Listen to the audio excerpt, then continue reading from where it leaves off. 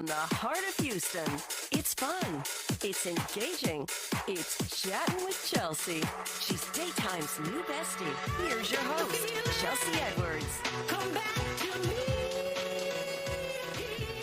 Hello, besties. Welcome to another episode of Chatting with Chelsea. I'm your daytime bestie, Chelsea Edwards. Now, you are not going to believe who we have on the show today. Oh my goodness, I'm so excited. They are making their way here down the hall. They're almost to the studio. They are incredibly gorgeous inside and out. They've been on stages and they are bringing all that razzle dazzle right here to Chatting with Chelsea. We are talking beauty pageants today.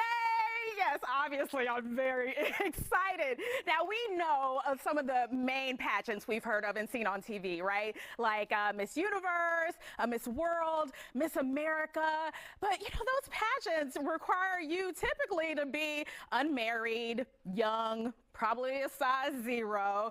But there are actually thousands of pageants held here in the U.S. every year. And some of them, lots of them, are going against the grain. Like maybe you could actually eat grain and bread while you're competing, okay? So we're going to talk about that. We got two beauty queens here to tell us all about it. And I actually have a pageant beauty very close, very dear to my heart, my sister. So I caught up with her, Risa, in Dallas, for her to tell us about her experience. Hey y'all, I am Risa, Chelsea's sister. I've held 2 titles, my first one being Miss Sam Houston 2011 and also Miss Allen 2013. I also had the opportunity of competing in the Miss Texas pageant in 2012. Although I didn't place, I was voted Miss Congeniality. And then also in Miss Texas 2013, I competed. I didn't place then either, but I earned the Quality of Life Award. What made you want to get into pageants in the first place? Because we don't have anybody that I know of in our family who's done them before. Just me being a freshman in college, I was really wanting to dive into the full college experience, getting involved in so many different organizations. The first time I was preparing for a pageant, I also learned to tap dance, even being able to mentor young girls at that time. You learn so much about yourself when you think like, oh, I can only get this far. For me, that was leaning on Christ and just pushing through and just understanding, ooh, what I thought was my limit wasn't my limit. Thank you so much. I'm so proud of you. Thank you for all your support over the years. Go Chatting with Chelsea. I felt the feeling. It is pageant day here on Chatting with Chelsea. Joining me, Dr. Meenakshi Ravi and Shareece Gregory. All right, you have queens, your queen titles of your own. Tell us about those. Yeah, I am Dr. Meenakshi Ravi, Mrs. Universe Elite USA 2025. Before that, I was representing Mrs. Texas Universe 2025. I represented Texas in my national pageant, December, by My Dream TV USA in New Jersey. And then I won this title, national title. Wow, Yeah. lots of crowns, Yeah. beautiful gowns. Okay, Shareece, tell me about you. I am Miss Lone Star Ultimate Woman, and that's out of the Miss Plus America beauty pageant. And I love that. I hadn't heard of it until I met you and talked to you about it. So tell us about what that pageant is like. It's a pageant for plus-size women of all sizes. Well, have to be a size 12 or up. Okay. And the good part about it is the camaraderie is really a nice little niche.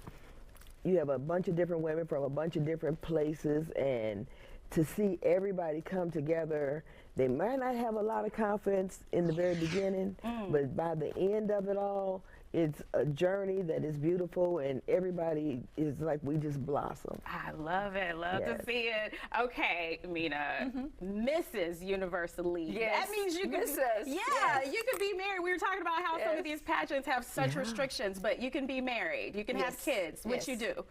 I'm basically into IT. I'm a program manager in cloud technologies. All my years I've been in IT, logging in computer, pinging people, and then doing meetings.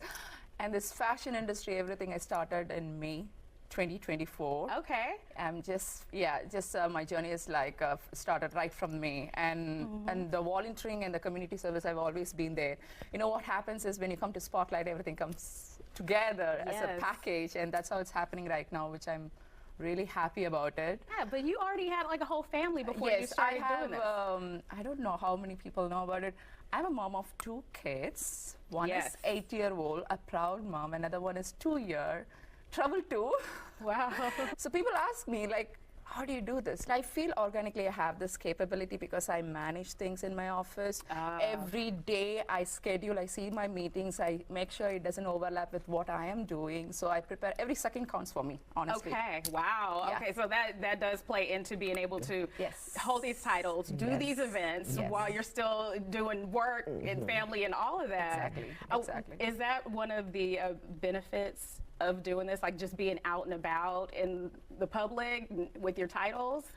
I would say, sometimes I feel exhausted, like what am I doing? Like there have been situations where I've spent 2 hours just for driving for a community service, right? Oh, wow. I don't take things lightly. If I do something, I do the best. Or just because it's in a community service, I can just go, no, I went for rehearsal, I went for the fittings. I was punctual, and I did all 3 times I travel, and then out of my office work, my household chores, and everything else, right? Sometimes it's exhaustive, but I feel like I want to give the best.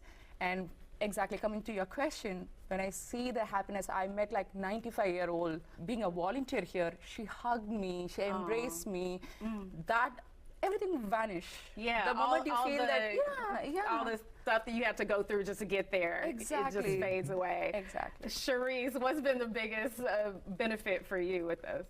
I really think networking, again, pageantry can get you indoors that you have not been to or been through.